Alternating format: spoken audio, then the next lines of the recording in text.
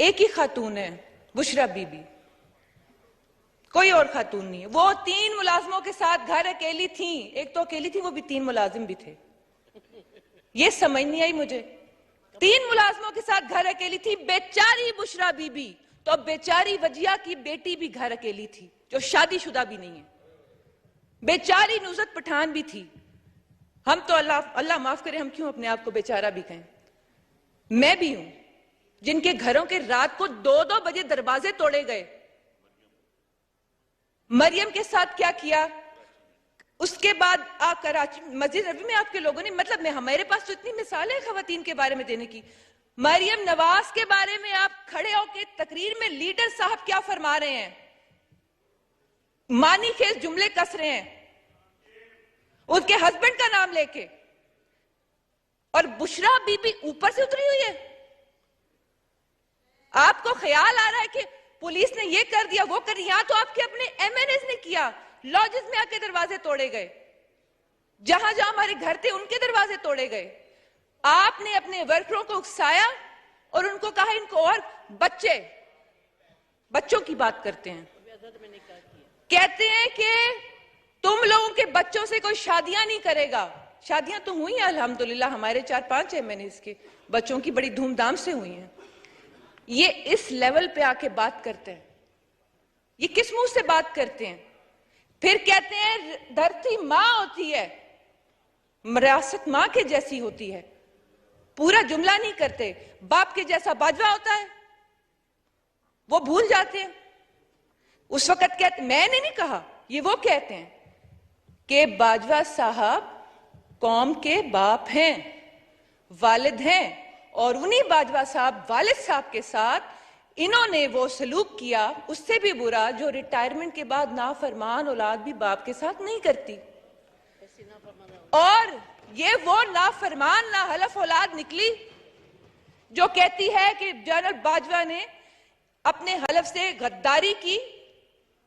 وہ بھول گئے کہ وہ جب 2013 میں بندے اکٹھے کر رہے تھے, بالخصوص 2018 کے الیکشنز میں جب ہوا سارا کچھ, وہ حلف سے غداری نہیں تھی. وہی آپ کو سب سے اچھے آرمی چیف لگتے تھے. ان بیچاروں نے کیا قصور آپ کے ساتھ کر دیا نیکی کر کے. پھر اس کے بعد آپ نے ان کو ایکسٹینشن دی, پھر آپ نے ان کو قوم کا باپ بنایا. آپ کو نہیں 4.5 سال میں نظر آیا کہ وہ اپنے حلف سے غداری کر رہے ہیں, کیونکہ وہ آپ کو سپورٹ کر رہے تھے, آپ کی ہاں میں ہاں ملا رہے تھے. آپ کے لیے ساری جس طرح آپ نے فرمایا ہے, آپ یہ سب کچھ انہوں نے فرمایا, میرا ایک لفظ بھی نہیں ہے اس میں صرف دوہرا رہی ہوں. تو وہ سب میٹھا میٹھا ہپ ہپ اور کڑوا کڑوا تھو تھو. اور اب جس طرح آپ نے فوج کو بدنام کر دیا, ان کے ساتھ بھی ویسے ٹھیک ہی ہوا, کیونکہ جس بے دردی سے اس ملک کے ساتھ کھیلا جا رہا ہے جناب اسپیکر, اور یہ آپ ذرا اندازہ لگا لیں اس ایوان کی حساسیت کا, ان کی سنجیدگی کا, کہ پورا ایوان خالی پڑا ہے اور بڑے امپورٹنٹ باتیں ہو رہی ہیں یہاں پہ. امینڈمنٹس جو ایک کمرے میں بھی ہوں گی اور پیپر یہاں پہ آ جائے گا آپ کے سامنے, اور وہ تالیاں شالیاں ڈسٹ ٹسٹ بجا کے وہ پاس بھی ہو جائے گا. مسئلہ یہ ہے اسپیکر صاحب کہ لوٹوں کی بات انہوں نے کی ہے, ہم ابھی بھی سنتے ہیں. یہ آج بھی ایک معزز ممبر فرما رہے تھے, کل بھی لوٹے لوٹے لوٹے لوٹوں کی آواز آ رہی تھی. میں نے ان سے پوچھنا ہے کہ پرویز الہی کو ہار پہناتے وقت کہا تھا کہ ویلکم لوٹا صاحب آپ آ رہے ہیں.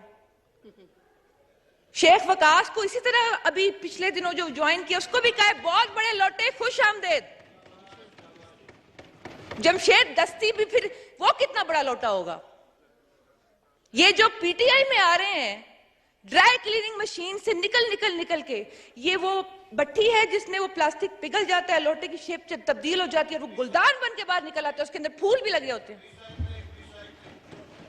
نہیں, وہ لوٹے کی شکل چینج ہو جاتی ہے, وہ ریسائیکل ہوتے ہیں, وہ گلدان بنتے ہیں, اس میں سے پھول نکل رہے ہوتے ہیں, اور وہ ان کی جماعت میں سارے پھول آ جاتے ہیں, یہ گلدستہ بن جاتا ہے.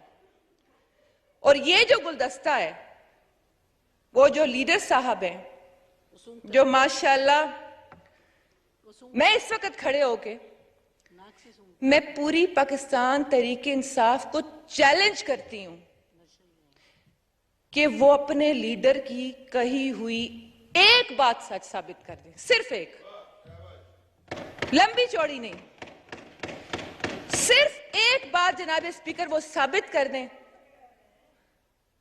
اور دوسری بات یہ ہے کہ یہ کہتے ہیں نا، آج بھی فرما رہے تھے کہ خان صاحب نے یہ کیا، آپ نے، ادھر سے بھی یہی ہوتا ہے، آپ نے یوں کر دیا، مسئلہ یہی ہے نا کہ آپ نے یوں کیا اور آپ نے یوں کیا۔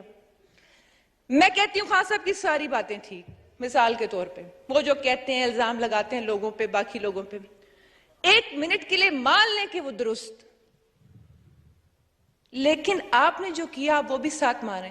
تو پھر آپ یہ بتائیں کہ آپ میں اور باقیوں میں فرق کیا رہ گیا؟ آپ پھر حسینیت کے جھنڈے پکڑ کے کیوں چل رہے ہیں؟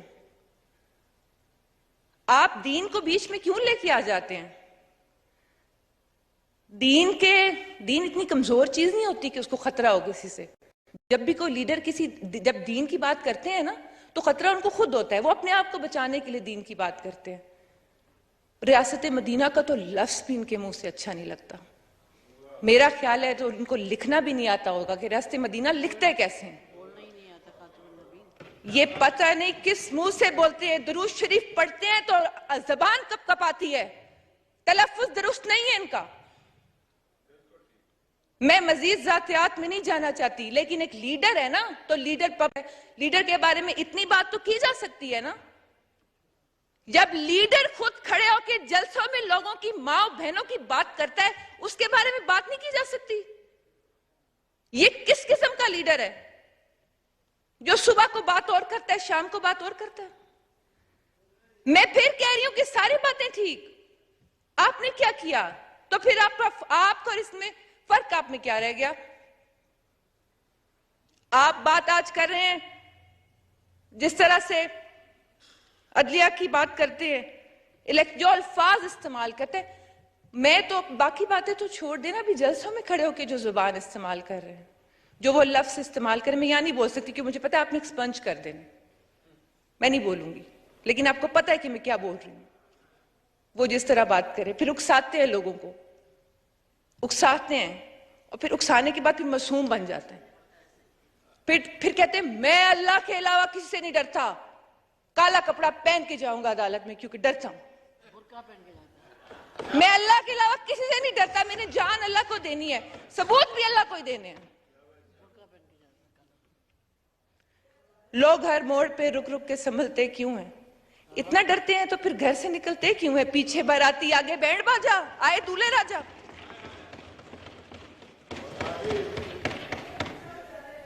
یہ ہر بات، ہر بیانیہ، ہر الزام، سب کچھ غلط۔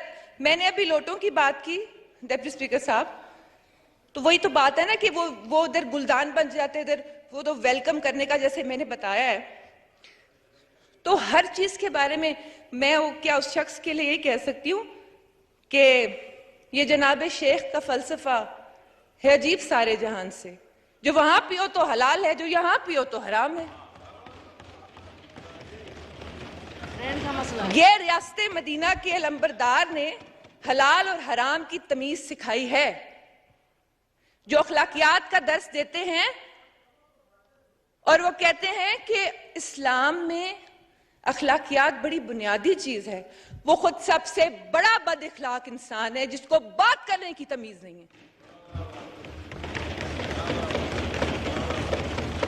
انہوں نے اپنے میں تیار ہوں ذہنی طور پہ کہ اب پھر جب یہ سپیچ باہر جانی ہے تو نیچے جو ایک گالیوں کا سلسلہ شروع ہونا ہے پی ٹی آئی کی طرف سے، وہ بھی ایک قابل دید چیزیں ہونی ہیں، کیونکہ ہم تو 11 ماہ سے یہ برداشت کر رہے ہیں، اور پھر انہیں وہ عورت یاد آ جاتی ہے، میری بیچاری بشرا بی بی گھر میں اکیلی تھی 3 ملازموں کے ساتھ،